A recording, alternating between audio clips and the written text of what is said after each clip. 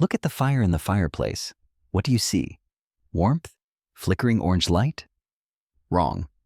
What you are looking at is actually sunlight from the past, escaping its shell. This log doesn't just burn. It doesn't create energy from nothing.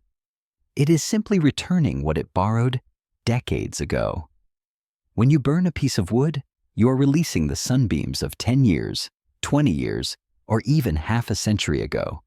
The light that the tree ate and packed into its very flesh. The truth is, the tree does not grow from the dirt. If you plant a seed in a pot of soil and wait for it to become a massive tree, the amount of soil in that pot barely loses a single gram.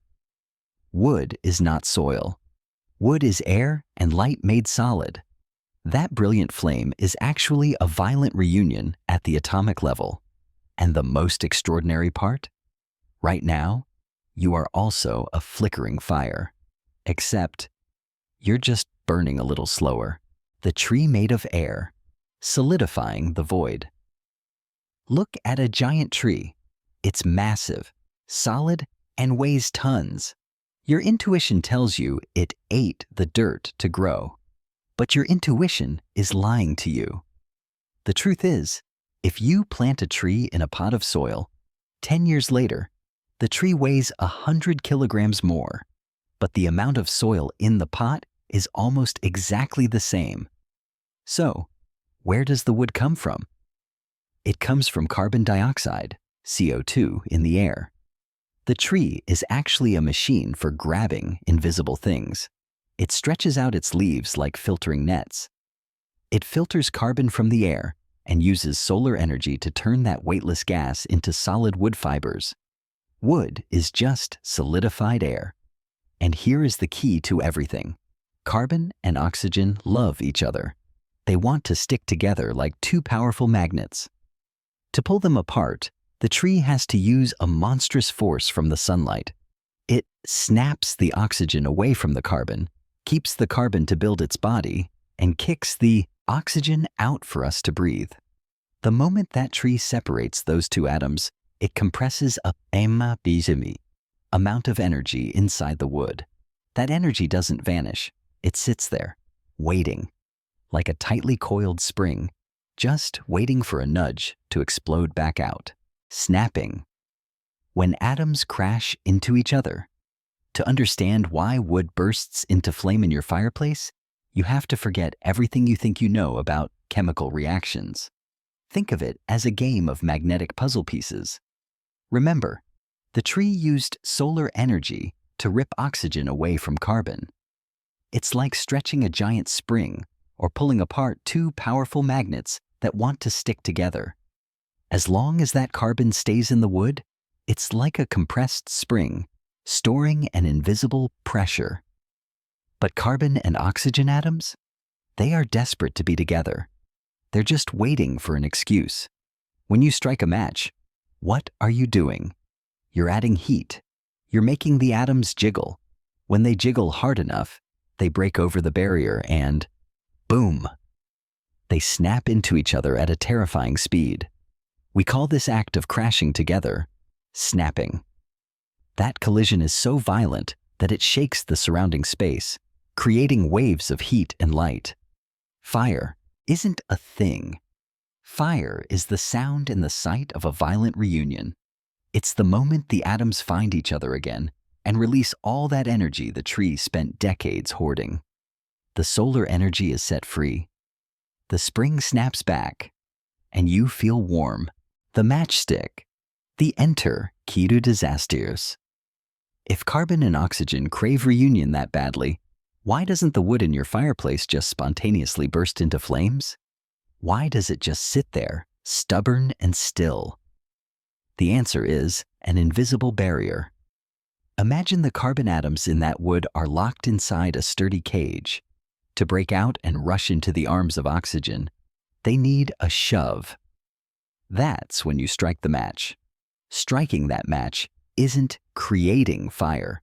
You are providing the energy to get those atoms jiggling. Temperature is simply the measure of this jiggling. When you heat that wood, the carbon atoms start a chaotic dance. They jiggle harder, faster, more violently, until a tipping point, the ignition point, where the jiggling becomes too much. The carbon atoms snap out of the wood structure. They escape their shells, and immediately they lunge straight at the oxygen atoms floating in the air with a monstrous velocity. This collision creates a chain reaction. Every carbon-oxygen pair, as they slam together, releases even more heat, making their neighbor atoms jiggle even harder. Just like that, an avalanche of collisions spreads across the wood. You hit the enter key with a single match, and the universe performs the rest of the violent work. That brilliant yellow light you see? That is the scream of atoms as they collide and find one another. Agni, the latent fire in everything stop. If you think you're the one creating this fire just by striking a match, you're being a bit arrogant.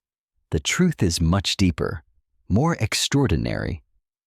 The ancients talked about something called Agni, the latent fire hidden inside all things. Sounds like airy-fairy philosophy? Wrong. Modern physics actually agrees. The fire isn't born from nothing. It was always there, latent, just sitting inside those wood fibers as a kind of invisible pressure between atoms. You don't create fire, you just unlock it. Combustion isn't an event that starts and ends. It is an eternal potential of the universe. The binding energy between carbon and oxygen is like a sealed treasure chest. Everything around you, the wooden table, the paper, even the air itself, contains sleeping fires. We live in a world packed with monstrous energy batteries that the naked eye just can't see. Science doesn't make the fire less sacred. It shows you that the truth isn't somewhere far away. It's hiding right in the bedrock of matter. When you understand this, you no longer see a pile of dry wood. You see a massive archive of light waiting to be awakened to warm the world. Why is a flame pointy and yellow? Stop and think. If you took this fireplace up to a space station, the flame wouldn't look anything like what you see now. It wouldn't be pointy. It wouldn't reach upward. It would be a perfect floating sphere. Pure blue. Why? Because the shape of a flame on Earth is a game played by gravity. When carbon and oxygen atoms snap together, they create a zone of incredibly hot gas. Hot gas is lighter than the cold air around it. Gravity pulls the cold air down, and this push forces the hot gas to shoot straight up, stretching the flame into that spear-like shape we all know. The fire doesn't want to go up.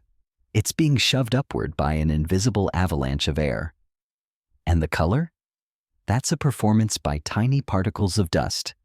In your fireplace, not every carbon atom finds its oxygen partner immediately. Some carbon atoms get left behind, clumping into microscopic bits of soot. The monstrous heat makes these dust particles glow red hot. They radiate light exactly like the filament in an old light bulb. That brilliant yellow you love isn't actually the stuff of fire. It's the glow of carbon dust, burning bright before it vanishes into the air. But look closer. Right at the bottom, near the wood, see that streak of blue? That's where the real truth is happening. That blue doesn't come from hot dust. It's the signature of energy levels shifting. It's the moment electrons jump from one orbit to another as atoms collide. Yellow is the heat of matter, but blue is the scream of quantum mechanics. Every flame you see is a complex physics problem being solved right in front of your eyes.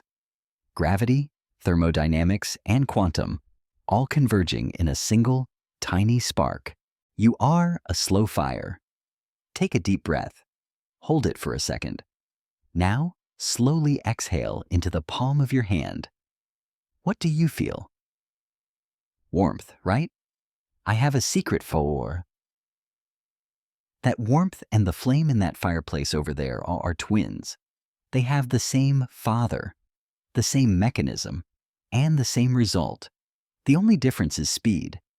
Inside your body, Right now, a process identical to a burning log is happening. You eat food, which is essentially chains of carbon storing energy. You breathe in oxygen from the atmosphere. And inside your cells, oxygen and carbon go snapping into each other. They combine to create CO2 and release energy. That's why you're warm. That's why you can move, think, and love.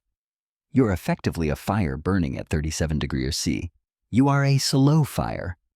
But why don't you just burst into a pile of ash? Because your body is a masterpiece of coordinated engineering.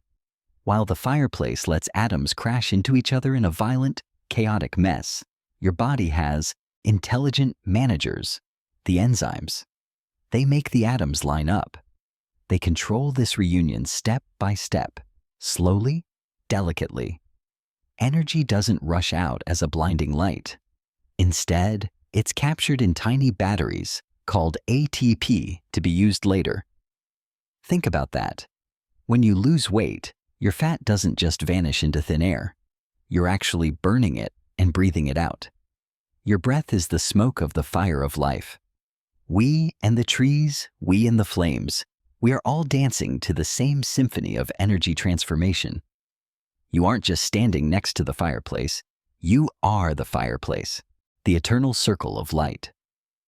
Take one last look at that fire in the fireplace. You don't just see a pile of wood burning away anymore, do you? Wrong.